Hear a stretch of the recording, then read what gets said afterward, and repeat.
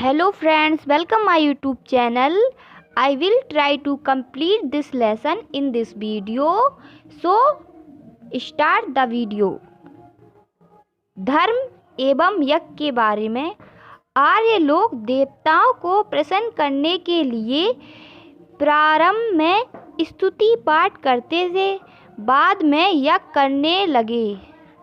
यज्ञ का कार्य पुरोहित करवाते थे। यज्ञ सामूहिक हुआ करते थे, जिसमें पुरुषों के साथ साथ महिलाओं की भी सहभागिता होती थी। यज्ञ में कार्य की सफलता के लिए भेंट व चढ़ावे के साथ साथ देवताओं की प्रशंसा में वेद के मंत्र गाए जाते थे। इंद्र आर्यों के सबसे प्रिय देवता थे, जो उन्हें युद्ध में विजय दिलाते थे। यज्ञ के समय ब्राह्मण वेद मंत्रों का सस्वर पाठ करते हुए आग में घी डालते जाते थे। ये मंत्र संस्कृत भाषा में थे। बहुत समय तक ये मंत्र लिखे नहीं गए। इन्हें बोल बोल कर याद रखा जाता था और दूसरों को सिखाया जाता था।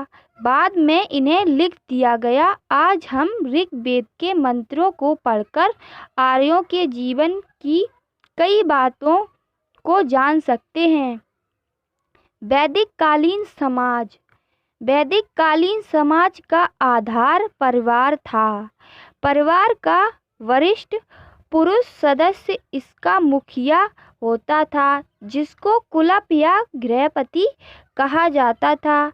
आरंभ में आर्य 3 वर्णों में विभाजित थे: राजा, पुरोहित तथा अन्य जन। यह विभाजन उनके व्यवसाय पर आधारित था, परंतु कठोर नहीं था। किंतु धीरे धीरे जो यज्ञ करवाते थे वे ब्राह्मण कहलाए, जो युद्ध करते थे वे क्षत्रिय कहलाए, जो व्यापार करते थे वे वैश्य कहे जाते थे। बाद में शूद्र नामक चौथा वर्ण भी मिलता है, जिसमें युद्ध में हारे लोग शामिल किए गए। धीरे धीरे वर्ण व्यवस्था कठोर हो गई। अब कार्य रुचि के आधार पर न होकर वंश के आधार पर हो गए, परंतु योग्य व्यक्ति अपनी योग्यता के बल पर कोई भी पद प्राप्त कर सकता था। महिलाओं को उच्च स्थान प्राप्त था। वे पुरुषों के समान ही शिक्षा प्राप्त करती थी। वेदों से हमें लोपा, मुद्रा, घोषा, शची आदि महिलाओं के नाम प्राप्त होते हैं। आर्यों के मकान घास फूस तथा मिट्टी के बने होते थे। आर्य दूध तथा उससे बने पदार्थ दधी यानी दही, नवनीत यानी मक्खन, घृत यानी घी का प्रयोग करते थे। अन्य में यव यानी जौ, गोधूम यानी गेहूँ, व्रीहि यानी चावल का प्रयोग करते थे। आश्रम व्यवस्था। प्रत्येक व्यक्ति के जीवन को व्यवस्थित करने के लिए आर्यों ने जीवन को 4 अवस्थाओं में बांट दिया था। पहली अवस्था ब्रह्मचर्य की थी। इसमें बच्चा आश्रम में रहकर शिक्षा प्राप्त करता था। दूसरी अवस्था गृहस्थ थी। यह अवस्था पारिवारिक जीवन से संबंधित थी। तीसरी और चौथी अवस्थाएं क्रमशः वानप्रस्थ और संन्यास की थीं, जिसमें व्यक्ति वन में जाता था और आत्मचिंतन द्वारा ईश्वर को प्राप्त करने की कोशिश करता था। आर्यों की भाषा। यह कहना कठिन है कि सारे आर्य लोग एक ही नस्ल के थे। वे इंडो यूरोपियन परिवार की भाषा संस्कृत बोलते थे। अब भी यह अपने बदले हुए रूपों में यूरोप, ईरान व भारत में बोली जाती हैं। यह तथ्य इन भाषाओं के बोलने के ढंग की समानताओं पर आधारित है। विद्यार्थी गुरुकुल में रहकर शिक्षा प्राप्त करते थे। वेदों के साथ गणित, ज्यामिति, ज्योतिष, भूगोल, सैन्य विज्ञान तथा शिल्प आदि की शिक्षा दी जाती थी। अब थोड़ा ज्यामिति सब्जेक्ट के बारे में बात करते हैं। तो ज्यामिति या रेखा गणित, जियोमेट्री गणित की 3 विशाल शाखाओं में से एक है। इसमें बिंदुओं, रेखाओं, तलों और ठोस चीजों के गुण स्वभाव मापन और उनके अंतरिक्ष में सापेक्षित स्थिति का अध्ययन किया जाता है। ज्यामिति ज्ञान की सबसे प्राचीन शाखाओं में से एक है। अब शिल्प सब्जेक्ट के बारे में बताएं। शिल्प शास्त्र वे प्राचीन हिंदू ग्रंथ हैं जिनमें विविध प्रकार की कलाओं तथा हस्तशिल्पों की डिजाइन और सिद्धांत का विवेचन किया गया है।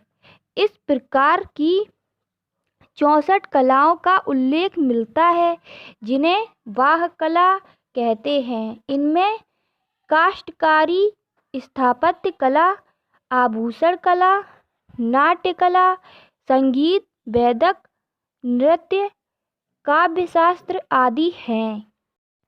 पशुपालन। प्रारंभ में आर्य पशुपालक थे। गाय तथा बैल व्यक्ति के संपत्ति माने जाते थे। ये उनकी समृद्धि का प्रतीक थे। गाय का प्रयोग वस्तुओं को खरीदने में किया जाता था। गाय को पवित्र पशु माना जाता था। वेदों में इसे अगन्या कहा गया है। पड़ियों आस पास के किसान द्वारा गाय चुरा लेने के कारण कई बार युद्ध प्रारंभ हो जाता था।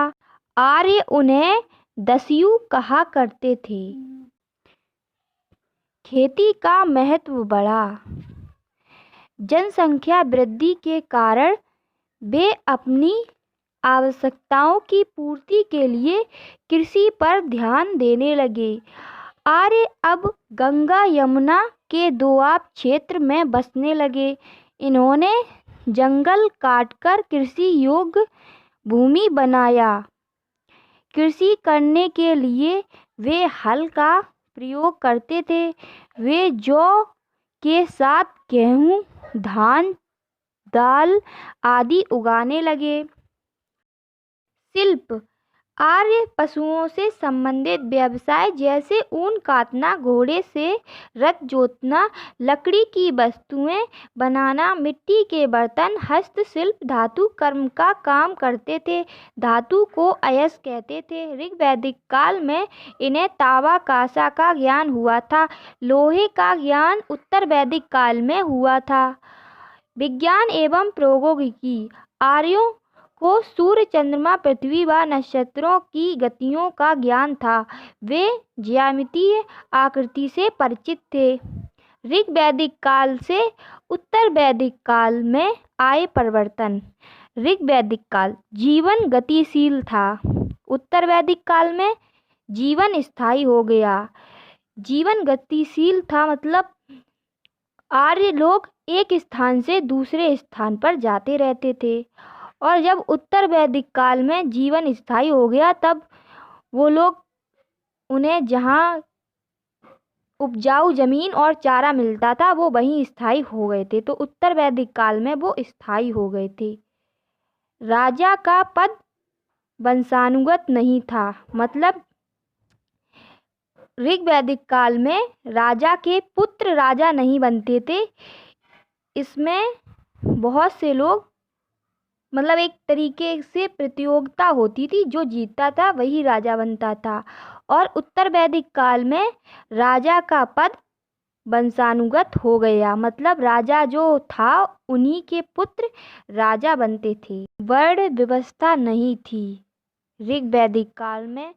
जो जैसे कि यज्ञ करवाते थे जो लोग, उनका कोई नाम नहीं था, मतलब नाम तो था लेकिन मतलब वर्ड, जैसे कि उत्तर वैदिक काल में जो यज्ञ करवाते थे उनका नाम था, उन्हें ब्राह्मण कहा जाता था, और जो व्यापार करते थे उन्हें वैश्य कहा जाता था, और जो युद्ध करते थे उन्हें क्षत्रिय कहा जाता था। पशुपालन मुख्य व्यवसाय था ऋग वैदिक काल में, मतलब पशुपालन उनका मेन काम था, और उत्तर वैदिक काल में कृषि मुख्य व्यवसाय था, मतलब कृषि मेन काम था। अब देखते हैं महाकाव्य रचना। रामायण और महाभारत दो प्रसिद्ध महाकाव्य हैं, ये तो आप सभी को पता ही होगा। रामायण की रचना महर्षि वाल्मीकि द्वारा की गई है, संस्कृत में की है, और इस ग्रंथ में कौशल के राजा दशरथ के पुत्र मर्यादा पुरुषोत्तम राम के आदर्श जीवन और कार्यों का वर्णन किया गया है। आज भी रामचंद्र जी के जीवन पर आधारित रामलीला का आयोजन किया जाता है। अब बात करते हैं महाभारत की।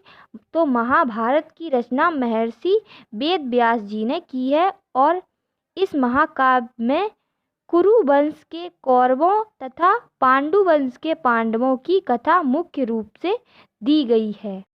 इस वीडियो में इतना ही, मिलते हैं नेक्स्ट वीडियो में किसी नए टॉपिक के साथ। Thank you.